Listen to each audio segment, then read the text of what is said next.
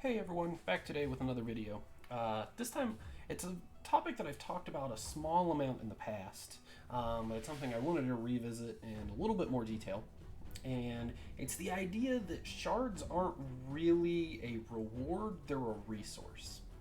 And what I mean by that is if we go over here and we just take a look, we've got these percentages for shards. And I'm talking now specifically going to be about Champion Chase and Summon Rush and how the different shards are either more or less useful for those two events or tournaments, depending on what they are. Something to keep in mind as a free-to-play or low-spin player, if at all possible, you want to only be using mystery shards for those two things, right? Like if you can only use mystery shards and get the rewards you want for Champion Chase, do that. If you can only use mystery shards and get the rewards you want for Summon Rush, do that. So with that in mind, like that's kind of what we want to do. The other thing to be able to do that, right? Because I have a lot of mystery shards. We just had a fusion, right? Which means we just had a Summon Rush and a Champion Chase event, and we had a long champion training event. And if you'll recall from my other videos, I did a lot of points on champion training so that I wouldn't have to do the Spider or Fire Knight tournament, which means so that I don't have to open mystery shards for food, I'm at the moment buying all of the 2-star champions in the market that I can while I have space, because I want to basically fill up my full inventory with these 2-star champions so that I don't have to open mystery shards outside of Champion Chase or Summon Rush events or tournaments, while still having plenty of food. So that's kind of how I personally manage to store up mystery shards, because I know I'm more aggressive than other people are in leveling up champions, right? Like, just as a quick aside, right? Like, I'm on day 125, and I have 10, 13 6-star champions. These are all ready to just pop up into 5-star food to push for my 14th 6-star champion at day 125. So I'm going at a faster rate than a 6-star champion every 10 days, which my understanding is quite a bit faster than the average free-to-play or low-spin player. Now, again, I'm able to manage that by buying 2-star food from the market, never using energy on 1-star, stuff like that. But again, I use a lot of food, but I'm still able to save my mystery shards. So that's one huge thing I just want to make sure that everyone's aware of. Your mystery shards are a resource, not a reward. You need to use them for the fusions and fragment Summon Rush and Champion Chases if you can. Just because, again, I'm going to be able to fuse Vergamkar on Friday before I summon shards, because I'll get points in the Champion Chase for that. And then I still have Drakgol that I can summon at some point. So I was able to finish both of those events completely free to play. Krilo was a little too early in the lifespan of this account. I wasn't able to do the Contra Fusion either, but once I got to the point where I could do reasonable levels of the dungeons, the fusions and the events aren't hard, because if you're planning properly the Champion Chase and Summon Rush, they're not actually a paywall. So that's just the general advice part. Let's actually jump into some analysis. So instead of looking in here and trying to pull it up on a calculator, I do have a spreadsheet that I was working on this afternoon. So these columns right here, all they are is just what was in the shard opening part of the Bastion, right? It was just telling us the percentages for each of these types of champions, so common, uncommon, up to legendary, and what their percentages are. So mystery shards can get any of these 3 rarities. You can never get epics or legendaries. And then over here, I just have listed how many points in Champion Chase that particular rarity of champion is worth, both for normal and void champions. And again, I'm going to have this down below, just a link to this spreadsheet if you want to see it.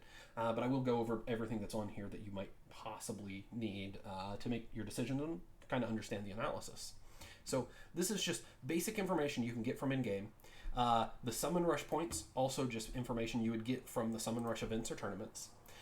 What I have done now is I want to know how much are my shards worth in comparison to each other, so that I know which shards I should be saving for which events. So I have said in the past that, hey, you should be using your sacred shards for summon rush events and tournaments and nothing else. Like, a lot of times it may be even worthwhile skipping 2 times sacreds to hold on to your sacreds for those events, especially if we're getting fusions and fragment events more frequently. And now I'm showing you the numbers of why my gut was telling me that that was definitely correct, and we're going to see very soon that that is absolutely the correct strategy you should be using. So if we look at Summon Rush, Mystery Shards are worth 1 point, Ancient Shards are worth 20 points, Voids are 120, and Sacreds are 500. Doesn't matter what you open, that's exactly what those shards are going to be worth. So what I've done here is, how many of each of these shards would I need to be the equivalent of 1 Sacred Shard? So the easiest one is going to be 4 Mystery Shards, right?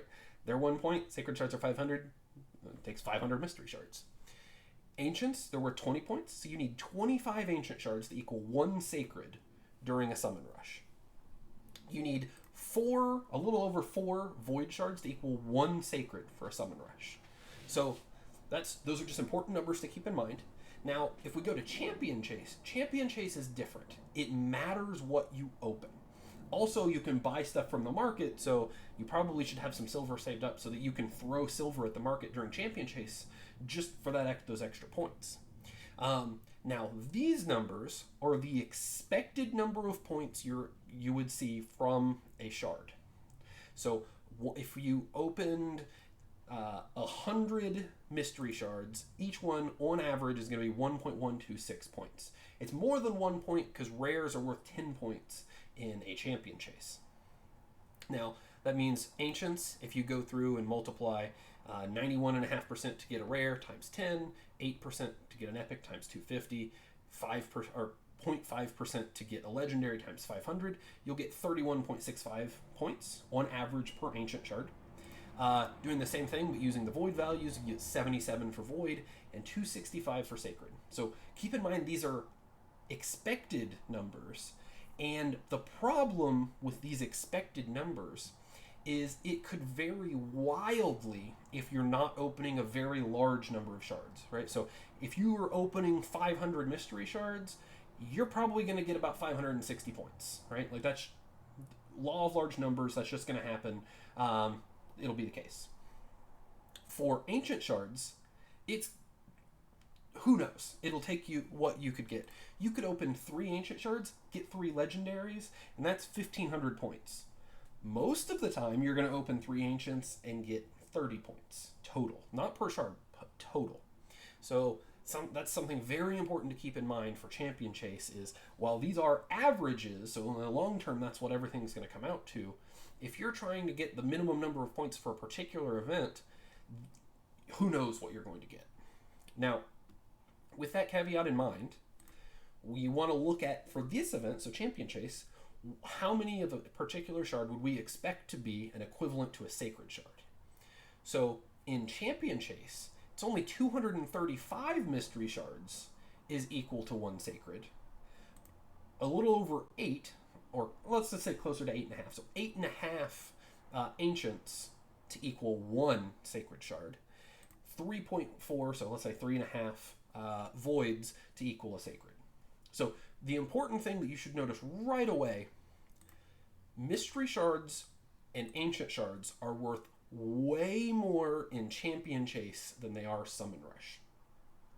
If you have the choice between opening your Ancient Shards or Voids or Sacreds in a Champion Chase, you should open your Ancients, because you know that there's going to be Summon Rush events in the future, and it takes 25 Ancients to equal a Sacred for Summon Rush, but it's, 8 1/3 basically, on average, Ancients to equal a Sacred in Champion Chase. And that's a huge deal, which when I look at these numbers, that tells me, first of all, Mystery Shards are easy to get. Any points I can get from Mystery Shards, I'm going to try to get from Mystery Shards. What it also tells me is that for Summon Rush events, I should be opening my Sacred Shards before I open Ancient Shards, and it is not close.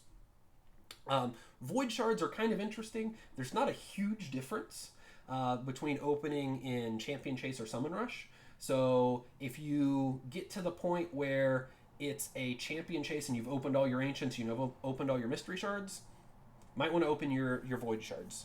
You would definitely open those before sacreds for champion chase.